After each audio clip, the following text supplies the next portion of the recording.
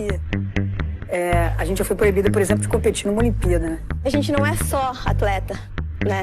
Nós somos múltiplas mulheres que fazemos muitas coisas. Através da força individual de cada uma, do profissionalismo nosso, do engajamento que nós tivemos, a gente acabou abrindo portas. Vou me espalhar por toda a superfície que eu puder, porque eu não posso me encaixar num espaço tão pequeno. Eu nasci assim. Olá, ouvintes! No terceiro episódio da temporada Mulheres que Pesquisam Mulheres, vamos conversar com a professora e pesquisadora Silvana Villodre-Guelner, licenciada em Educação Física pela Universidade Federal de Santa Maria, mestre em Ciências do Movimento Humano pela Universidade Federal do Rio Grande do Sul e doutora em Educação pela Universidade de Campinas. Silvana é professora da Universidade Federal do Rio Grande do Sul e professora visitante da Universidade Federal de Pelotas. Suas pesquisas envolvem diferentes perspectivas sobre a presença de mulheres nos esportes. É também ativista do futebol de mulheres, atua e colabora com a curadoria de exposições sobre o tema. Por meio de seus movimentos docentes, de pesquisadora e de ativista, Silvana reconheceu e fez conhecer aquelas que pavimentaram caminhos para outras gerações, elegendo a oralidade como elo e partilha, por meio da escuta atenta, permitiu que narrassem seus percursos, assumindo a narrativa, e assim auxiliou a dirimir as limitações que cerceiam mulheres de serem donas de si, de seus corpos e de suas subjetividades. Em seus argumentos e provocações, Silvana não nega a existência de diferenças biológicas entre os sexos, mas propõe deslocamentos e produz novas formas de lidar com os gêneros, mobilizando outras perguntas, desenvolvendo outras abordagens e se aproximando de pesquisadoras e pesquisadores de diversos campos do conhecimento. As produções acadêmicas de Silvana Guelner permeiam e permearam a formação de muitas pessoas. Seus textos, palestras e outras participações acadêmicas marcaram o meu percurso, tanto pelo que ela anunciava, quanto pela forma que fazia. Por seu viver, Silvana nos impele a tensionar as estruturas, a compreendê-las em suas historicidades e, desse modo, a não aceitar que são fixas e universais. Seus argumentos e ações possibilitam perceber nosso protagonismo, a nos entender enquanto sujeitos que produzem culturas, e, assim, não mais naturalizar postulações, orientações e imperativos sobre nossos corpos, desejos, ações, pensamentos, afetos, preferências, habilidades, práticas, etc. Movida pela esperança, Silvana também ensina sobre a dimensão revolucionária da alegria. Nas palavras de Clarice Lispector, é como se anunciasse, abre aspas, as jovens mulheres saberão, então, que delas se espera o cumprimento do grave dever de ser feliz. Fecha aspas. Bom, eu sou Cássia Lima e esse é o seu podcast Além do Pódio.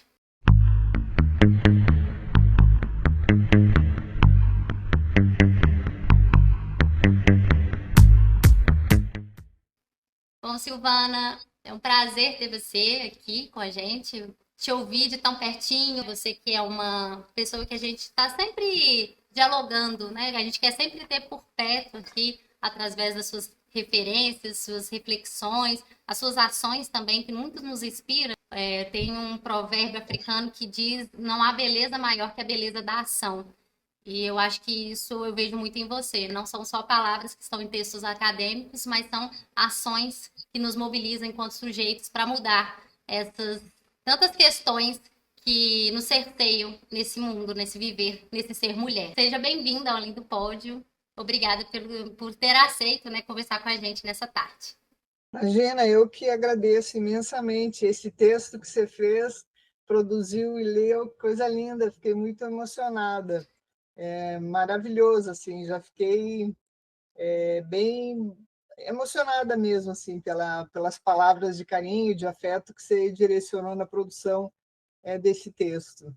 Então, fiquem super à vontade para iniciar a conversa fazendo perguntas e a gente vai dialogando naquilo que eu puder trazer da minha experiência, né? Que, como você falou, uma experiência já de uma data longa, né? Eu já tenho 62 anos, ou seja, já tenho atravessado um bom período da minha vida, né? Nessa batalha, digamos assim, que é da visibilidade das mulheres no campo do esporte. Primeiro, nós queremos entender um pouco mais como você se apresenta. Quem é a Silvana? Bom, a Silvana é uma mulher, né, uma mulher branca, acho que é importante fazer essa referência, porque as mulheres brancas têm muitos privilégios em relação a outras mulheres, né, uma mulher que produziu a sua vida, desde, digamos assim, a sua infância, permeada pela questão dos movimentos, né, do movimento como cultura corporal. E, em determinado momento, resolve que é isso que quer fazer na vida, ou seja, quer trabalhar com o movimento. Então, acho que Silvana é uma mulher que, ao longo desse período, né, foi observando como as mulheres elas eram subrepresentadas, isso é um termo que eu uso hoje, mas talvez em outros momentos não usava, mas como eu não encontrava referências, citações, menções às mulheres, e comecei desde muito cedo a ficar ligada com esse tema, né? E, enfim, a partir daí a Silvana começa a se constituir como uma pessoa que vai colocar a sua existência, digamos assim, observando esses dados e tentando compreender por que nós, mulheres, muitas vezes não aparecíamos nos espaços que poderíamos aparecer.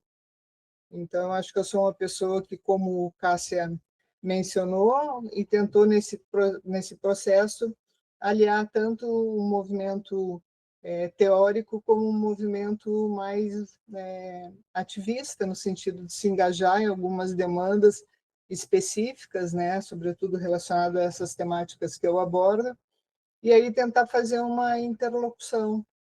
Então, Silvana é essa pessoa que foi se constituindo no coletivo, junto com outras pessoas, e que, enfim, trafega por vários campos disciplinares, mas, sobretudo, trafega no que eu sempre gostei muito de fazer, que é a questão da formação de pessoas, né? Acho que, ao longo dessa minha trajetória, eu sempre tive muita vontade de ter grupos, de conversar, de fazer uma formação com pessoas, porque eu acho que é onde a gente consegue fazer as mudanças, né? Parece que elas não são grandes, mas elas são bastante significativas. E ao longo da sua vida, da sua trajetória, você teve familiares, por exemplo, que te apoiou em suas escolhas e decisões?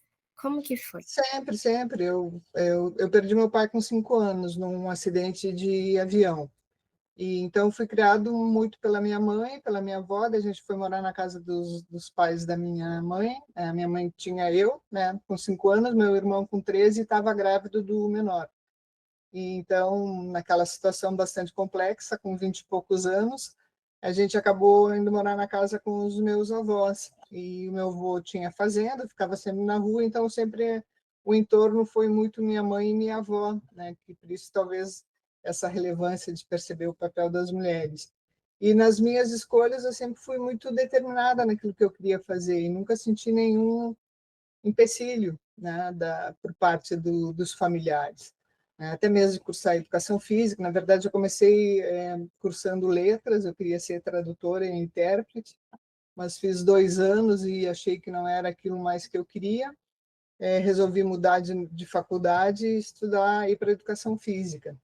E nesse processo também mudei de cidade, eu comecei a estudar na URGS, daí quando eu resolvi fazer tradutor e intérprete, resolvi não fazer mais, já tinha encerrado as inscrições em Porto Alegre, voltei para o interior do Rio Grande do Sul para fazer educação física, fiquei 1 ano em Passo Fundo, achei que não era boa universidade, resolvi ir para Santa Maria, que era a grande referência naquele momento, né? Eu sou do Rio Grande do Sul, pelas referências que vocês estão vendo, daí, então, nesse trânsito, assim, nunca tive nenhum empecilho de dizer não pode, ou não vá, né? Então, eu sempre me senti muito incentivada para fazer as coisas que eu decidi fazer.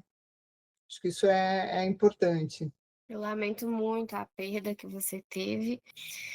Nesse processo, ao longo da sua trajetória, você citou sobre a sua mãe e sua avó. Elas te motivaram ao longo ou teve alguma outra mulher que você pode usar como referência ou alguma pessoa que te motivou ao longo desse processo? Então, minha mãe nadava, né? Era nadadora na época de jovem. A gente morava numa cidade que chama Carazinho, no interior do Rio Grande do Sul. E ela, de jovem, ela nadava, fazia competições no clube, vinha nadar. Eu moro em Porto Alegre hoje, nas competições aqui. Então, em termos de relação com o movimento, sempre teve essa proximidade. Meu avô era jogador de futebol, jogava futebol, não era jogador profissional, era agricultor, mas jovem também teve atuação num clube de futebol. Então a gente assistiu o vô jogar de pequeno. Meu tio jogava futebol. O tio é médico e quando ele fazia medicina e quando ele estava estudando ia nas férias para Carazinho, ele sempre já tinha os amigos que jogavam futsal e a gente ia junto com ele para o futebol de salão, que chamava, junto com ele com os jogos. Então sempre foi uma vida muito permeada por essas questões. E no clube, que a gente era sócio em cidade do interior, então tinha natação, tinha vôlei, tinha ping-pong ou tênis de mesa. Então, com relação a isso, sempre foi muito tranquilo. E sempre, assim, o incentivo desse pequeno núcleo familiar, digamos assim. Então, a minha mãe, mais do que a minha avó, e esse meu tio, que é esse médico que eu falei, que também saiu cedo para estudar fora, então foi sempre uma pessoa que incentivava, que quando voltava trazia os discos que se escutavam. Foi ele que me deu o Fernão Capelo Gaivota, que foi um livro bem importante assim sobre liberdade, na época que eu curtia muito, sempre fui muito de literatura, de gostar de ler.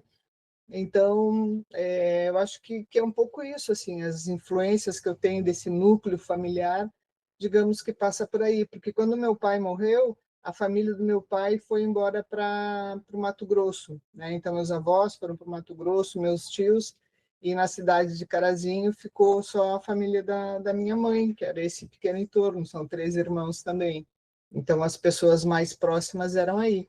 E na escola eu tinha uma professora de educação física que foi muito importante para mim. Estou falando aí do ensino fundamental. Eu lembro que eu sempre gostava de jogar e não tinha equipe de voleibol. Eu jogava com os meninos no voleibol. Ela me deixava jogar e dizia que eu tinha que continuar jogando. Essa foi uma pessoa importante. E também lembrando, teve uma outra professora, quando meu pai morreu, eu estava indo no jardim de infância e eu não queria mais ir, com a morte dele eu não ia, desisti, não queria mais sair de casa. E ela ia me buscar na escola para eu ir para a escola, a professora Ina, não vou esquecer o nome dela até hoje. Para refazer essa socialização, ela ia me buscar, minha mãe levava e tal, mas por um tempo ela passava antes de ir para a escola, para o colégio, ela passava a me pegar, porque eu não queria ir. Então, acho que teve essas presenças fortes, assim, ao longo da minha vida. E uma das coisas que você falou foi sobre a sua infância. E isso nos despertou o interesse de saber se teve alguma coisa marcante, para além disso que você citou, durante a sua infância, que marcou para você. Alguma lembrança, alguma memória que você tem marcante? As minhas memórias são essas, assim, de uma infância muito livre, numa cidade pequena. Então,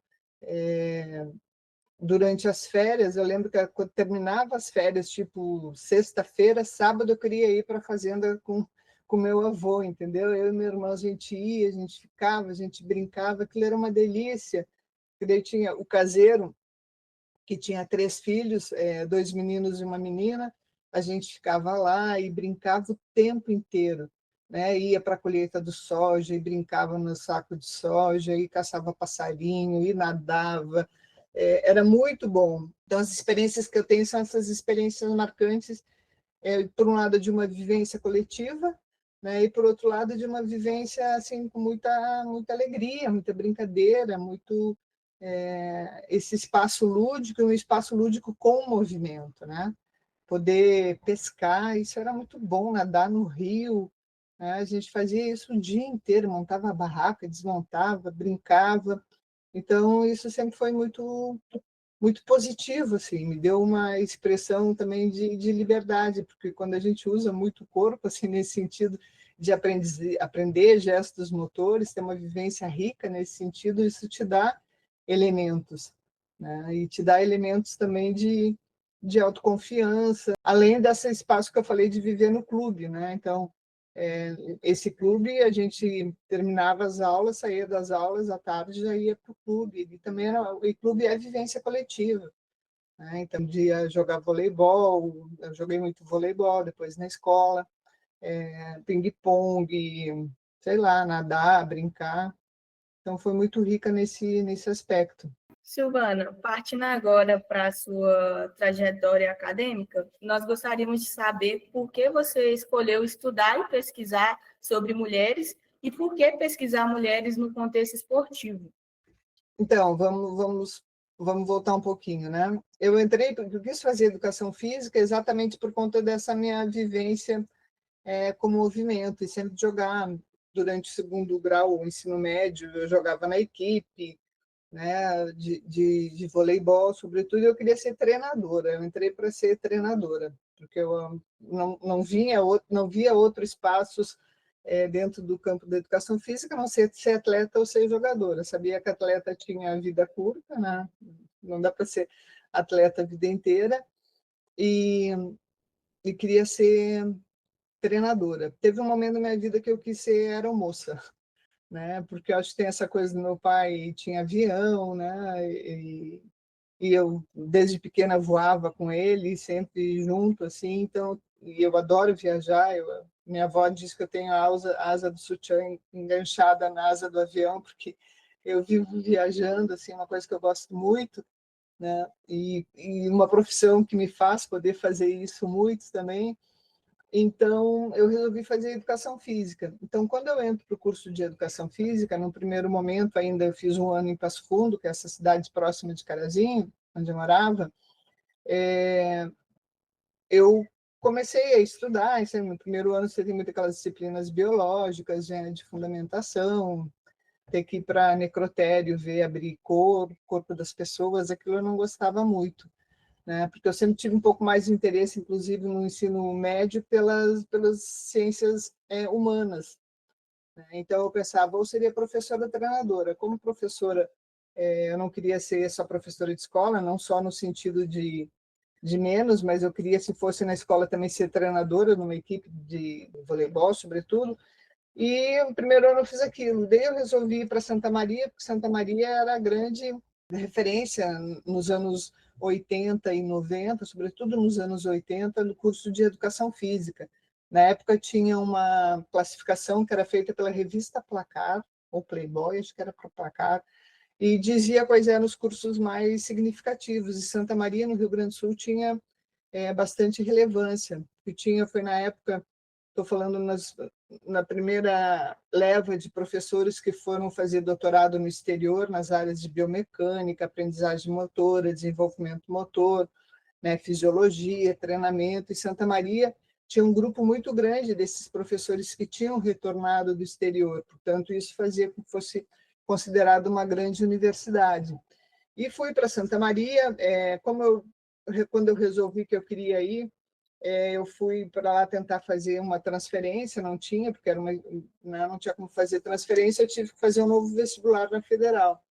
Daí eu fiz de novo vestibular para educação física, passei, aproveitei algumas que eu já tinha feito, e estou falando isso nos anos 80, né? A abertura política, toda a discussão dos feminismos, né? E eu começo a entrar em Santa Maria e me aproximar muito do diretório acadêmico. Daí foi exatamente no período da morte do Tancredo Neves, né? Da ascensão do Sarney como presidente, foi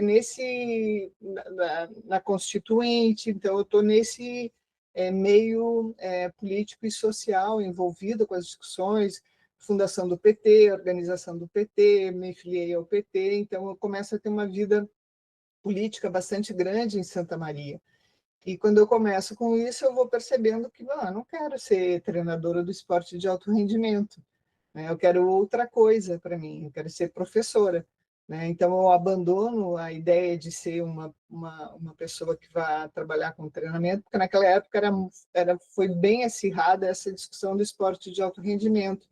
É um momento que a educação física começa a aparecer as produções, talvez uma das primeiras do João Batista, do Medina, João Paulo Medina, que é educação física, cuida do corpo e três pontinhos mente, né, com esse duplo sentido do mentir, o livro do Lino Castellano Filho, né? Educação Física, História que não se conta.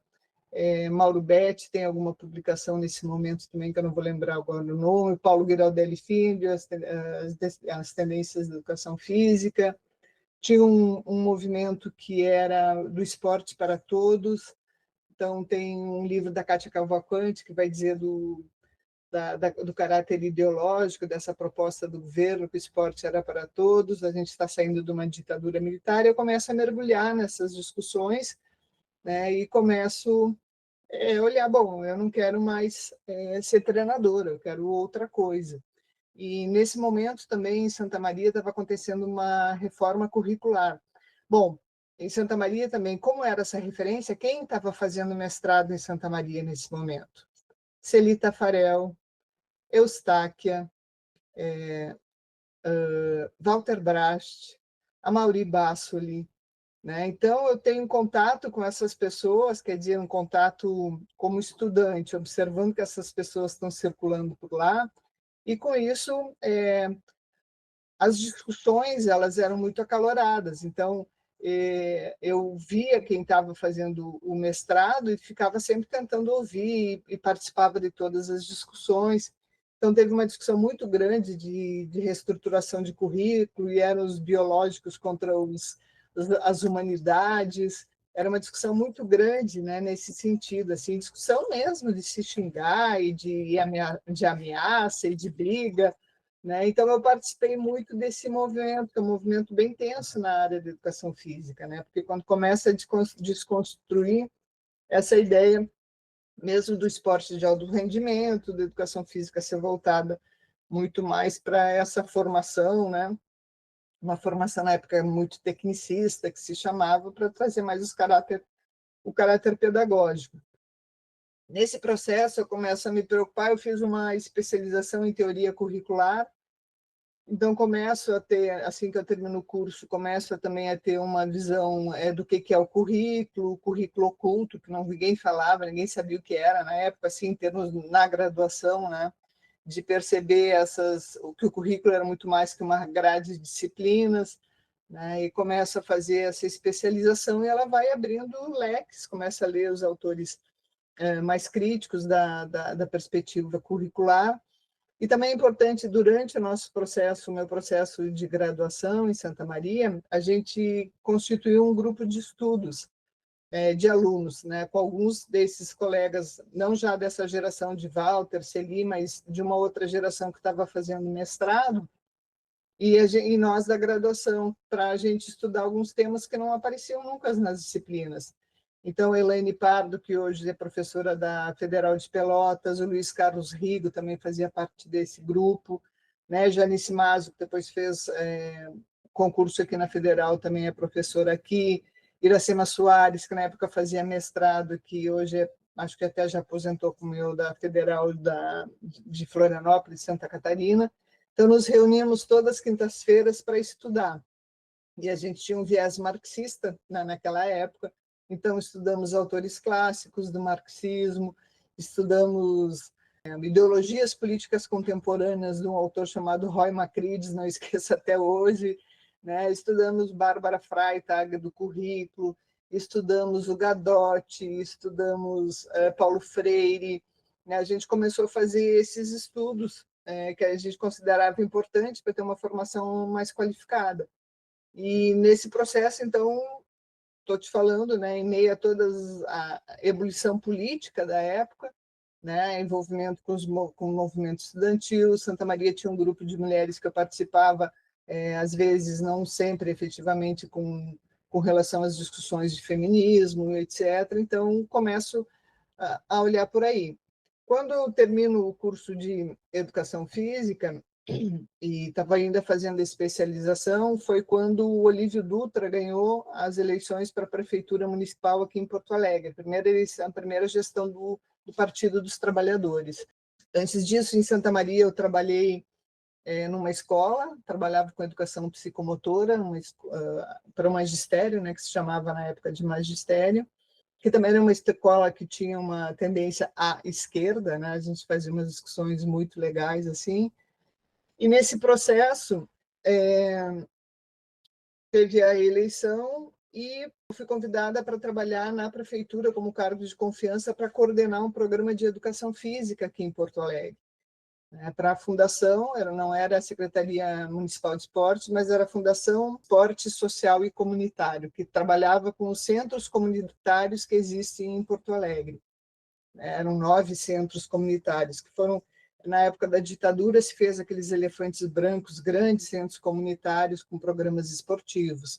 E quando entra um governo de esquerda, a ideia era dar uma outra dimensão, uma democratização maior para aqueles espaços, porque muitos daqueles espaços estavam voltados para a formação de atleta, o grande evento eram as competições intercentro, né? E tinha, claro, várias coisas boas acontecendo, mas digamos que a formação na questão do esporte era de um esporte mais competitivo. E quando eu entro para coordenar esse trabalho, a gente vai propor outras abordagens. Eu lembro que um campeonato fez, não é a lei do pódio, mas se chamava Por Trás das Medalhas, né? Que era essa ideia exatamente que o importante não era a medalha, mas era fazer atividades culturais em conjunto, a participação, que todo mundo pudesse receber uma medalha mais de participação, não só os primeiros, segundos e terceiros colocados. Eu ia para o...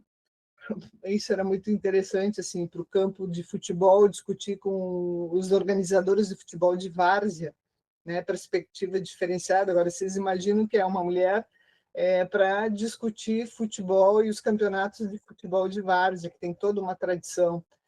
Então, nesse processo, eu fui percebendo que a gestão dos programas esportivos dentro desses centros comunitários eram todas de homens, né? Eram os professores que geriam. Ainda que tivesse mulheres, professoras de educação física, quem estava no comando da decisão geralmente era eles. Então, eu trabalhei na primeira gestão do Olívio, ele teve uma nova eleição que venceu o Tarso Dutra, também do PT, a segunda eleição do governo petista. Continuei trabalhando nessa eleição e saiu o concurso para a universidade. Então, quando eu passo para trabalhar na URGS, a disciplina era História da Educação Física, já começo a me preocupar com esses temas, né? Por quê? Porque no mestrado, eu já tinha concluído o mestrado, eu trabalhei e quis entender essa questão da história da educação física, então fui analisar o método francês, que é um método que foi oficializado, né, como aquele que ensinaria educação física no país, foi adotado da França, e era um método todo baseado no pressuposto militar, né, e médico, que eram as bases da educação física. Que a dissertação hoje transformei ela em e-book, há uns 2 anos atrás, chama-se Método Francês da Caserna à Escola, né, que é um pouco dessa relação.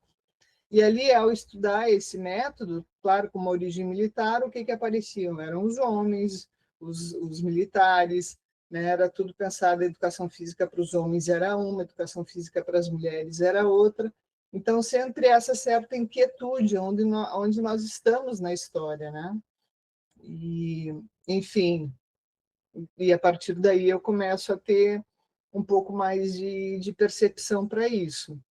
Quando eu resolvo fazer o doutorado, que eu fiz na Unicamp, na educação, eu quis estudar, sim, as mulheres. Então, a primeira perspectiva é tentar, eu vou ver alguma mulher no campo da educação física que teve uma pequena projeção, eu vou tentar escrever sobre essa mulher para mostrar que também existiam mulheres, né? E o primeiro nome que me apareceu assim nas pesquisas que eu estava efetivando era Maria Lenk, né? Porque Maria Lenk, primeira mulher brasileira a participar de uma Olimpíada, aliás, primeira mulher sul-americana a participar de uma Olimpíada, primeira diretora de uma escola de educação física, né, no Rio de Janeiro, onde até então era só médicos e militares, participou da comissão de educação, tinha uma certa relevância no campo esportivo e no campo da formação, né? Foi professora à Universidade Federal do Rio de Janeiro. O Getúlio Vargas criou,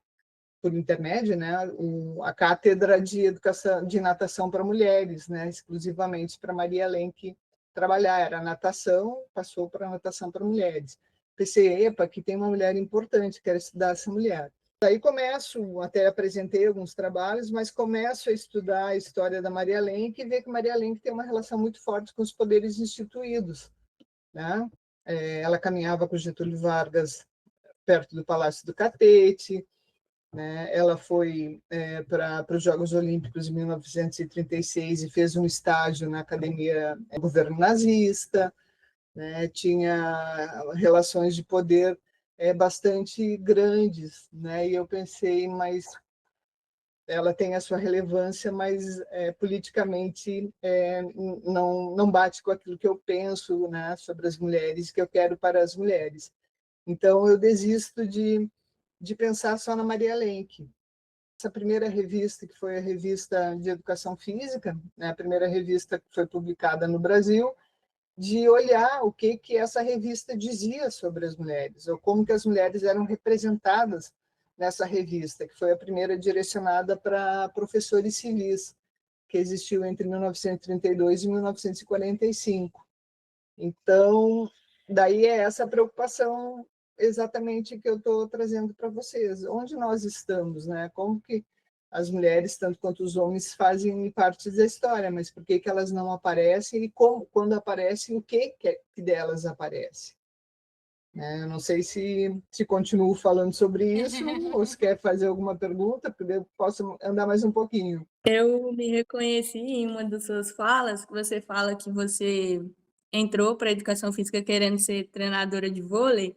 Eu entrei para a educação física querendo trabalhar com futebol. Para mim, eu ia ser preparadora física e tal, porque eu era do futebol. E aí, que bom que a gente tem a possibilidade de trilhar outros caminhos, né? Porque eu me encontrei lá na história da educação física, e aí eu fico muito feliz em poder ter outras opções quando eu penso na minha formação. E aí a gente gostaria de saber como que foi para você se aproximar metodologicamente da história oral. Perfeito, é um longo trajeto. Vamos continuar mais um pouquinho, então, nessa história. Então, quando eu fui para a Unicamp para fazer o doutorado, meu orientador não era da educação física, da comunicação, da linguística, né, que tinha um grupo de pesquisa chamado OLHO, Laboratório de Estudos Audiovisuais. Então, trabalhava muito com cinema, com imagem em movimento, por isso que eu vou analisar imagens da educação física. Se eu fosse hoje, por exemplo, o título não seria imagens, serão representações, né? Imagens da mulher seriam representações, outro referencial teórico. E o Milton não estudava gênero, né? Ele não queria que aparecesse a discussão de gênero na tese, né? Orientador é orientador, né? Não podia discutir gênero. Então, eu fui construindo todo o trabalho, olhando como que as mulheres apareciam na revista de Educação Física, trabalhando dentro desse escopo teórico de tentar olhar as imagens e as representatividades que apareciam lá, né? Então, bela, maternal e feminina, né, que foram os temas que eu percebi nessa revista. Bom, termino o doutorado, volto para Porto Alegre, então logo eu volto para Porto Alegre, para a URGS, eu queria me aproximar do GERG, que é o Grupo de Estudos e Relações de Gênero, que era coordenado e fundado pela Guacira Louro, né, que é uma grande referência nos estudos de gênero. Então, eu queria me aproximar da Guacira e do grupo da Guacira. E eu volto e peço para fazer a disciplina da Guacira e a disciplina da Dagmar Meyer, que era uma colega da universidade, do grupo, como aluna especial, né? E a Guacira ficou super... Como assim uma professora da universidade me fazia a minha disciplina? Mas eu estava tentando realmente era essa aproximação.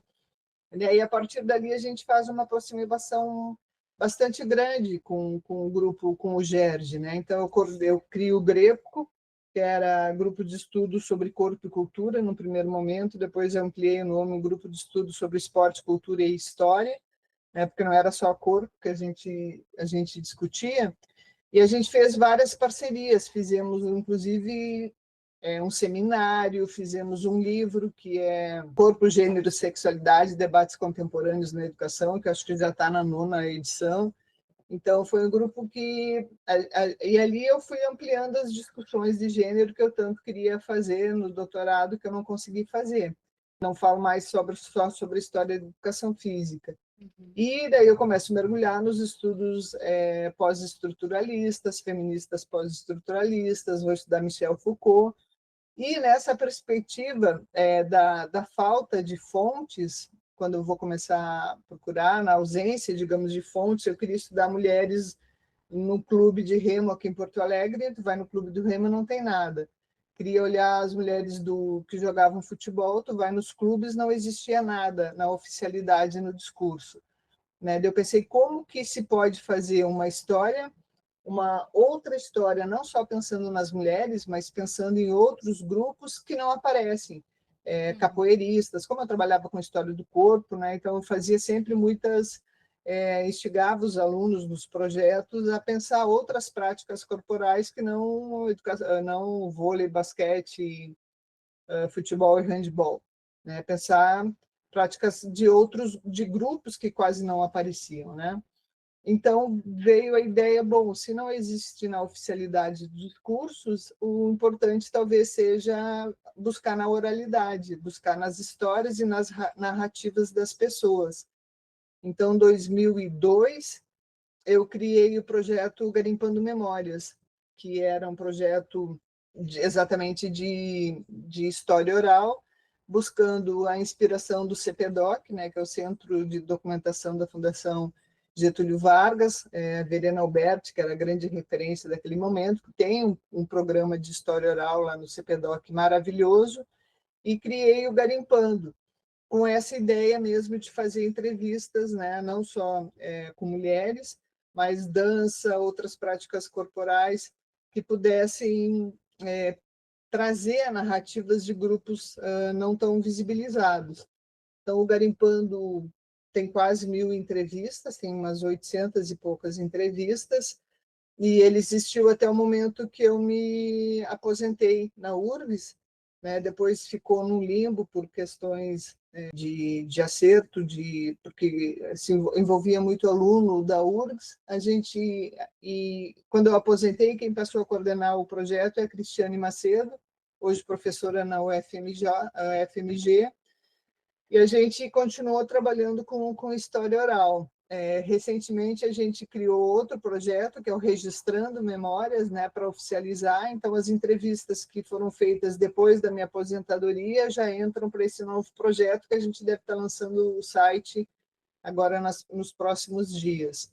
Então, a ideia da oralidade era exatamente essa, né, de trazer histórias que não apareciam. A gente mergulhou muito em estudar sobre história oral, as perspectivas da história oral, as modificações da história oral com o uso das tecnologias, né, de fazer entrevista online, por exemplo, né? E quando eu estava fazendo meu pós-doc em Portugal, eu criei todo um sistema junto ao LUME, que é o repositório digital da Universidade Federal do Rio Grande do Sul, de inserção do acervo do Centro de Memórias do Esporte, que eu coordenei por quase 20 anos.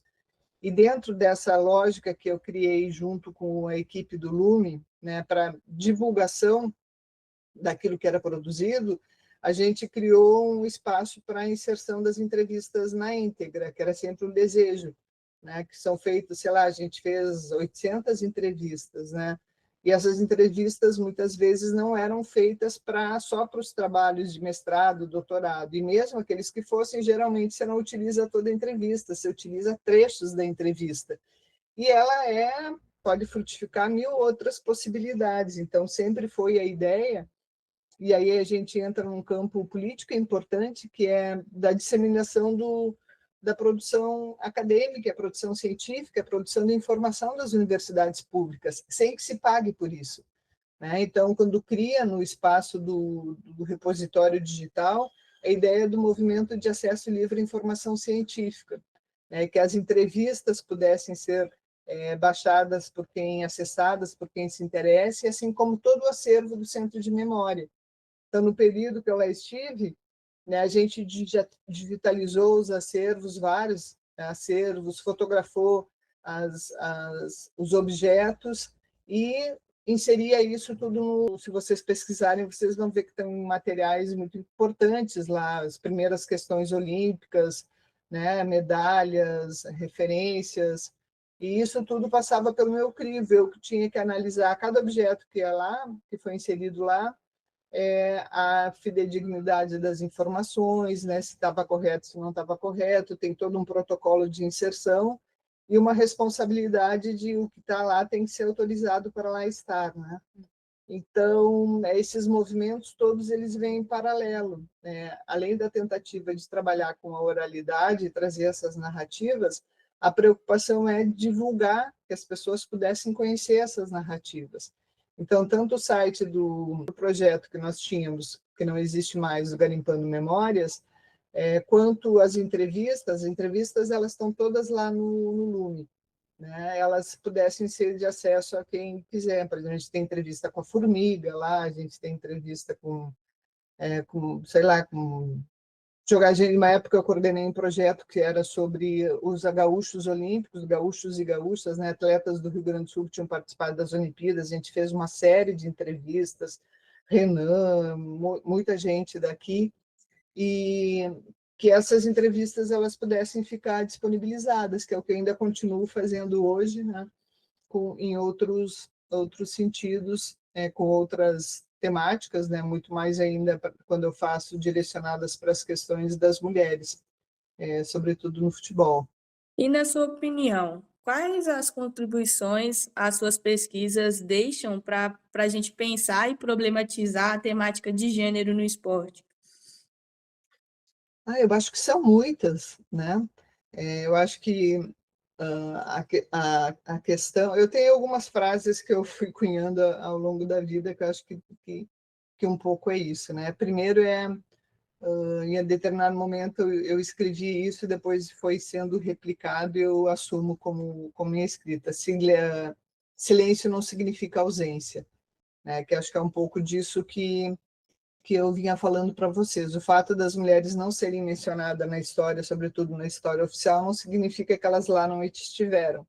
Só não foram visibilizadas por questões políticas, por questões de poder, por questões de subrepresentação das mulheres na sociedade, né, por acharem que o esporte, sobretudo algumas modalidades esportivas, não são delas, né, direito delas participar. Então, eu saquei isso. O fato de não mencionar não significa que não existiu, muito pelo contrário. O não mencionar é o apagamento, né, deliberado ou não, das suas histórias, das suas subjetividades, das suas conquistas, da sua existência.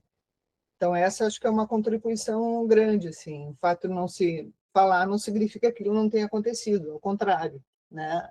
Aquilo deliberadamente aconteceu. A outra questão também que eu acabei escrevendo, que é conhecer para reconhecer, né? Ou seja, como que eu vou reconhecer a importância das mulheres no esporte se eu não as conheço? Como que eu vou reconhecer a importância da Aida dos Santos, que hoje todo mundo conhece, se eu não sei quem foi a Aida dos Santos? Como reconhecer que ela foi a primeira mulher negra a participar, o quanto ela sofreu, que o quarto lugar dela devia ser comemorado como uma grande conquista, entendeu? Então, acho que essa é uma outra contribuição grande, assim, né, de pensar exatamente sobre isso. Acho que a outra questão que, para mim, é bem significativa é pensar que nós somos mulheres e não somos subcidadãs, né? Nós somos protagonistas, porque numa sociedade que o feminicídio acontece a cada 6 minutos uma mulher é estuprada e a cada 6 horas uma mulher é morta no Brasil só porque é mulher, isso impacta quando a gente pensa na questão das práticas corporais esportivas. Como que as mulheres vão participar de algumas modalidades se elas não têm um ambiente seguro? Isso que são dados subnotificados.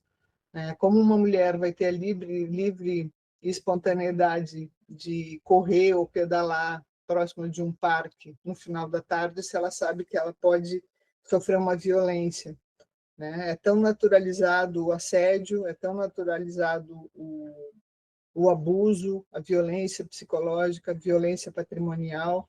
Então, acho que talvez a grande contribuição seja isso, pensar o quanto as mulheres, na nossa sociedade, elas sofrem uma série de limitações que não está dada para os homens. E o acesso às práticas corporais esportivas, em especial aquelas que se dão no ambiente público, é muito grande. Eu digo no ambiente público por essa ameaça, não que no ambiente privado não acontece. A gente vê o quanto o assédio se constitui ainda como algo importante, que não acontece tanto para os homens. Talvez isso seja as grandes contribuições de perceber que as práticas corporais esportivas elas são generificadas, né, e elas também produzem generificações, elas são generificadoras. Então, no sentido de pensar o quanto para as mulheres a gente tem que considerar outras coisas para além do pódio, né? O quanto é difícil para as mulheres estar no esporte, porque, além de tudo, elas enfrentam uma série de outras questões. A divisão sexual do trabalho, né?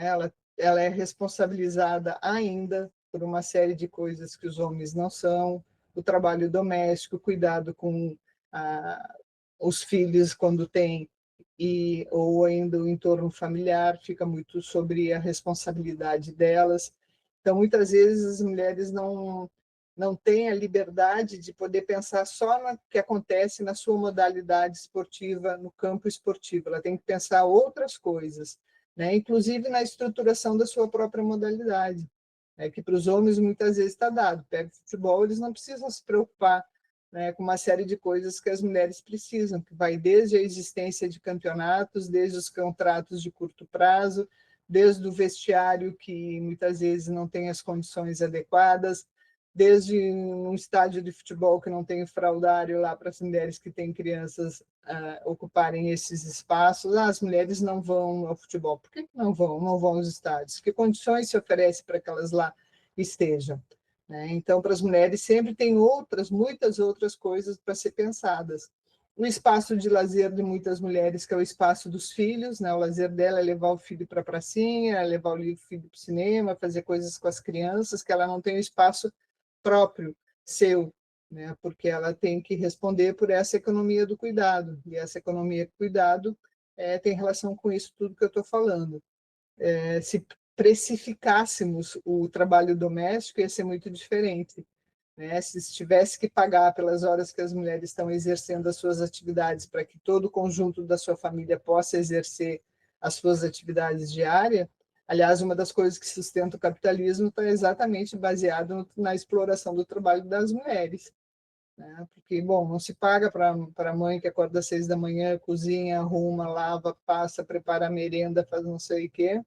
Pensa se esse trabalho tivesse que ser pago para que fosse feito, né? Então, para cada um de nós, isso pesa muito. Então, acho que a contribuição é, talvez, essa percepção de que há discussões e há diferenças de gênero que precisam ser consideradas, né? E não apenas a questão do rendimento, que é mais para ele, ou que o homem tem mais força ou menos força. Isso é nada diante desse entorno de atividades que existe para além da questão das próprias práticas corporais esportivas, né?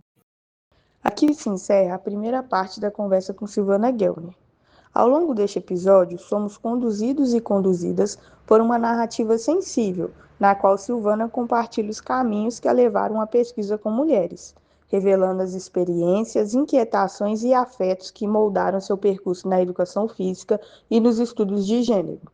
É notável a riqueza de sua informação, marcada pelo contato com professoras, professores e autoras fundamentais para a construção das teorias críticas da educação física no período pós-ditatorial, um momento permeado por esperança e reconstrução democrática. É nesse enredo que Silvana se forma e é dele que nos conta. Nesta escuta, podemos vislumbrar os fundamentos de sua prática acadêmica e de seu engajamento político, compreendendo o que sustenta seu compromisso com a memória, com as mulheres e com a história do esporte no Brasil. Esperamos vocês na parte 2, em que Silvana aprofundará sua trajetória acadêmica, sua relação com os acervos e os bastidores de sua participação na criação de exposições dedicadas às pioneiras do futebol em nosso país. Fique conosco e até o próximo episódio.